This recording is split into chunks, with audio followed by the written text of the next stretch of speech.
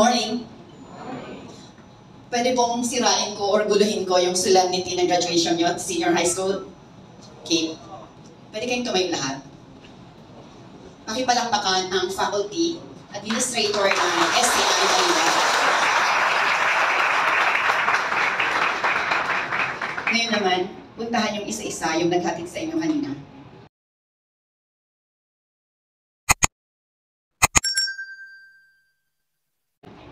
Sabi ko sa inyo, guluhin ko yung graduation nyo. Sige na.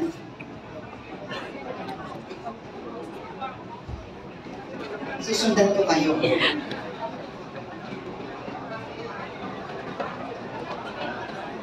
Mga sir, ngayon kayo nagkamali ng pagkuha ng guest speaker.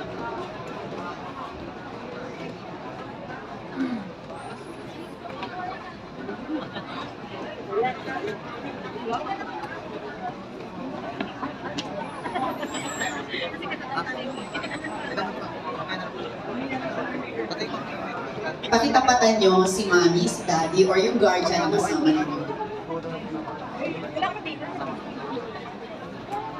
Ito na lang po yung anak nyo.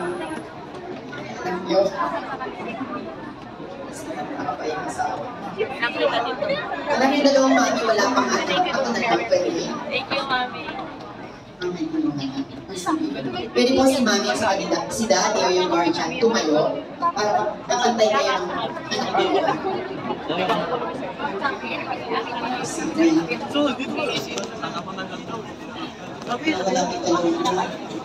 Gana na! Panawagan natin, ano po ba pangalan? So ngayon, magkaharap na kayo. Pakibigay kay mami, kay daddy, yung pinaka-higpit na yakap ninyo.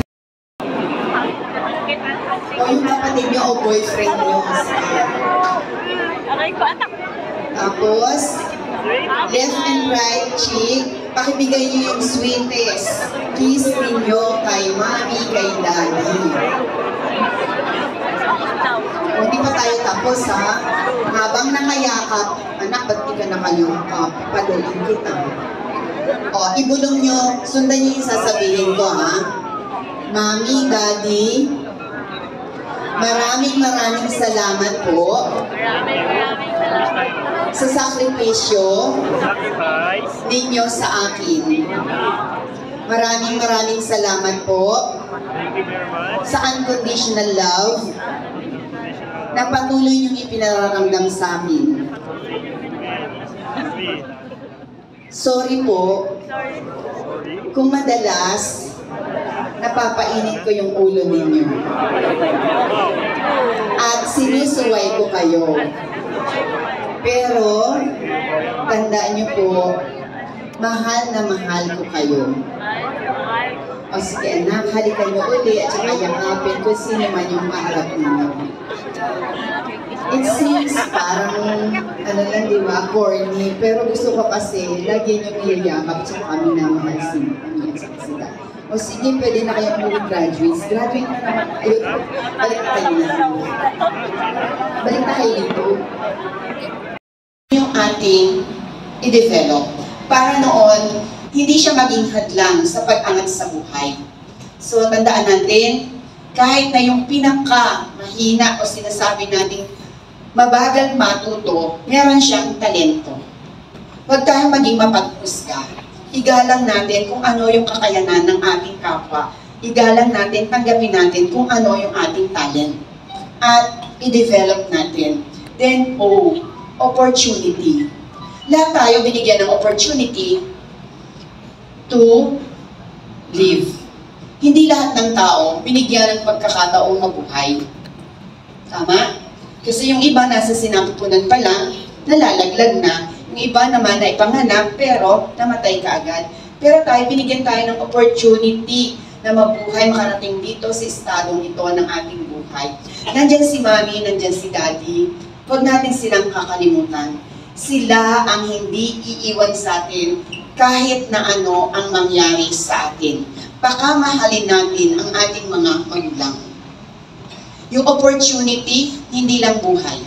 Binigyan kayo ng opportunity na maised sa magandang paaralan. Hindi lahat ng bata ay pag-aaral ng magulang sa private school. Tulad ko, private lang ako, public ako nag-aral. Kaya mga anak ko, public din, kasi nasa public ako. No? Anak, yung binigay sa inyong opportunity na makapag-aral, isulit. Kahit na walang baon, gaya ko before, laban lang. Kahit na maunti yung baon, laban lang. Kahit na ang cellphone ninyo ay hindi kasing ganda ng mga cellphone ng inyong mga BFF, huwag natin silang pantayan. Basta functional yan, nakaka-text, nakaka-message, be grateful. Kasi yun yung opportunity na pinagkaloob sa atin. Darating yung oras na kayo, papailang lang din. Maging, mapaghintay, mapagpakumbaba. Then, letter G. G, maraming G. God-given talent, God's love, at higit sa lahat, yung guidance ng parents and trusted adult. Hasa sa inyo na yung talento, yung opportunity, handyan din yung guidance ni mommy at saka ni daddy, ng mga teachers, ng mga best friend ninyo, ng mga trusted individual. Kaya alam ko, kayo, isa-isa, darating yung panahon, aangat at aasenso sa buhay. Kasi meron kayo ng T, meron kayong O, meron kayong G. At dahil meron kayo ng tatlo, meron kayong nakuha sa STI at sa mga previous schools na pinag-aralan nyo. Yung mga, wisdom. Yung mga cognitive or yung talino, kaisipan, kamalayan. Lahat na karunungan. So, sana, i-act ninyo yung letter A. Let us walk the talk. Kung ano yung sinasabi mo, yun yung isabuhay mo. At huwag niyo sanang gawing tama ang mali, at ang mali ay huwag gawing tama. Pwede ba yun? Hindi kayo aakto dahil gusto ni mami. Hindi kayo gagawa dahil gusto ng teacher. Kung hindi, bukal sa kalooban nyo yung inyong pag-act. Kasi yun yung expected sa atin bilang individual. Mga anak, yung toga na yan, hindi lang ninyo ngayon dapat isuot sa araw-araw. Okay ba yun? Hello?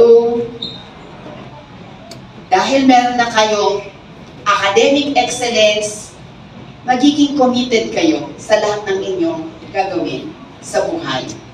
Yung best nyo, laging yung ibibigay, anuman yung inyong ginagawa. At dahil doon, ano mangyayari sa inyo, magiging kayo productive.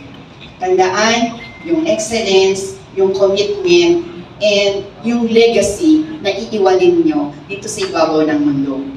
Remember, iisa lang yung ating pangalan. Huwag sana natin itong lumisan. Kahit saan tayo makarating, iisa lang ang pangalan natin. Yes, may nickname tayo. Pero, from birth to death, yun ang taglay-taglay nating pangalan. Kahit dun sa ibabaw ng ating nicho, yun pa rin yung mababasa sa atin. So, sana pakaingatan natin yung ating pangalan. Uulitin ko, meron kayong talento, meron kayong oportunidad na pinagkaloob sa inyo. May guidance ng parents, ng trusted adults. You can act according to His will. Presenting the graduates from Culinary Arts School.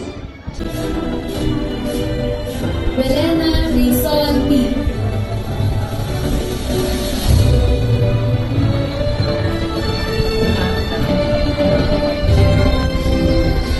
Wondo John Lawrence A. Elena Rayson P. with high honors.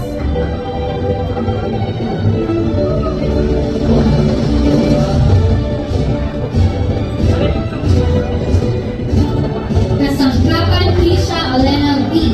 with high honors and best in culinary arts. Hands and repeat after me. On this solemn day, that marks the beginning of my professional life, I state your name, Ranalyn I. Brimuela, do solemnly swear to conduct myself with integrity in all circumstances, to treat with dignity and respect all who share my life, to tirelessly strive for every greater knowledge and skill, to enthusiastically endeavor to share what I know with others, to use all that I have only to serve the greater good, that I may consistently abide by the code of excellence, governing my profession, bring only honor to my alma mater, my friends, and my family, truly serve my Lord, my country, and my community. So help me God. With pride, joy, confidence, and conviction, let us all sing the STI hymn.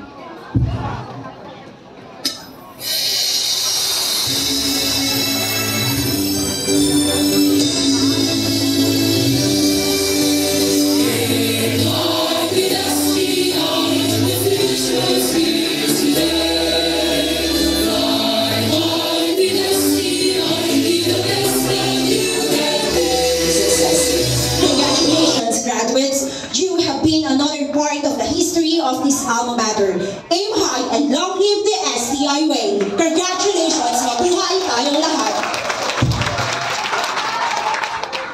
Let us all witness the exchange of colors.